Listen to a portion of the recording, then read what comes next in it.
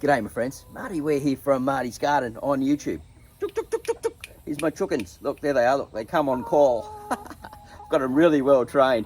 Well, as best trained as I can.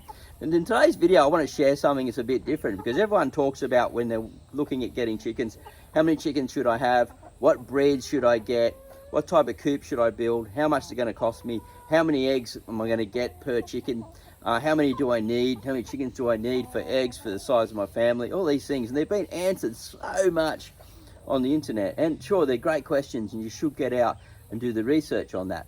But what I want to do today is share something a little bit different. See, look, here they come. Nah, they're not. I've already fed them, so they just want to come out maybe for a walk a little bit later. So anyway, what I've discovered, because I was going to get a whole heap of chickens. I was going to get, my goal was to start off with about 12, get to 12, and then build out to about 50, build a big super coop run, and make a whole big composting system, get them working for me, turning over the compost and just feeding them vegetable scraps, just turning it over, and then selling it out of my little compost business, which I have as a sideline here from Marty's Garden for local customers and things, and people that watch the show. And chicken poop, I absolutely love chicken poop. It's great stuff, especially if you feed it to compost worms like I do near the end. It turns it into an amazing fertiliser that I believe is probably one of the best around that you can make as an urban gardener or someone in a a fair space where you can run a little compost system and maybe have a square meter that's turning over consistently like I do. But anyway, getting back to that process. So chickens are great, as I said, as the manure. Absolutely brilliant. And I'm going to come through, I've just put hay bales down here, and I'm going to come through and scoop that out while it's sort of half broken down, and I can put it down in my garden as a mulch. So I just pull it out and put it down and pull it out, and it creates like this humus layer full of great minerals and things, especially when you're feeding the chickens really good food like I do.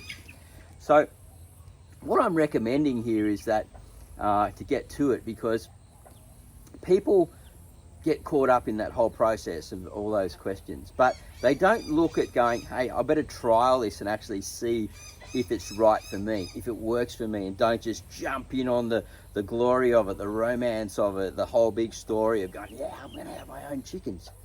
I highly recommend that you just get around about 4 birds first and just see if you like it, because you know, you've got to be out here every morning feeding them.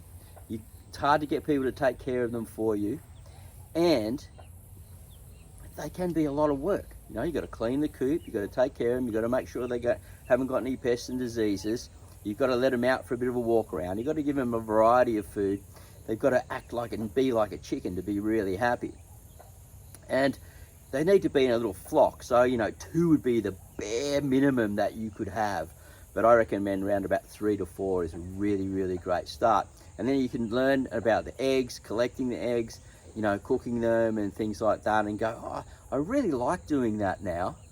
Now, I got to that stage, and I had a big storm come through here, and it just, trees fell down on everything, and I had to come out here in the dark of night, it was raining, and do, you know, like the big rescue program, you know. And occasionally I might hear, I think there's a dog around, he's got through the fence or something like that, so I'm out with a torch.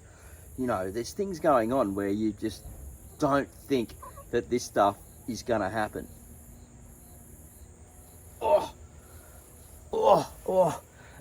I've been squatting down that long.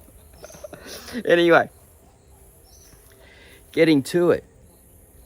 Test and trial what's going on and how you're going to move forward. Build it in a way so you can systemize it, right? And if you're going to scale out, you can slowly make it bigger. Like I've just used tomato stakes and bird netting around from here. I haven't had any snakes, any predators get in. We haven't lost 1 chicken, which is absolutely brilliant. And I can just add another section and scale out bigger if I want to. And I can actually do the same thing with the coop. All we've done is we've used some wood, we put some metal beams and things, and put a nice big tarp over the top, and then sandbagged it at the bottom like you would a tarpaulin and things like that to hold it down from the wind and stuff. And it's been really, really great. We've got a couple of old little cat and dog boxes as nesting boxes that we just got from the recycle centre. So it's been very, very cheap. Come on. It's been very, very cheap for us to set up and get going. And around about $28, trying to peck me with everything, about $28 per bird. And we get around 7 or 8 eggs a day, and we sell what we've got left over. So it's working out pretty well for me, but I've decided I won't go for any more than 8 birds. I think too much nitrogen in here. And when you get the hot days and it's dry, the flies come in and I've got to take control. I've got to throw seed around and get them in, and so they're turning it over so we don't have this nitrogen problem with flies. Because I've come in here, it's just live, just flies everywhere. And that's probably my biggest issue, or if they escape. There's lots of animals, I got a heap, had more than this, and they escaped and got out in the garden. They could destroy things really, really quickly. So we're able to take care of 8 birds, have it between 3 of us, no problem. I take care of them mostly. We can sell the excess eggs, which covers our costs for our food, which is around about $55 a month of the best high quality organic food that we have, plus our scraps. So it's working out well for me. But I reckon, run your trials, give it a go, see how you go, see if you like it, and then scale out from there and decide if keeping chickens is for you. All right, have a great day, happy gardening, and we'll see you at the next video real soon. Bye for now.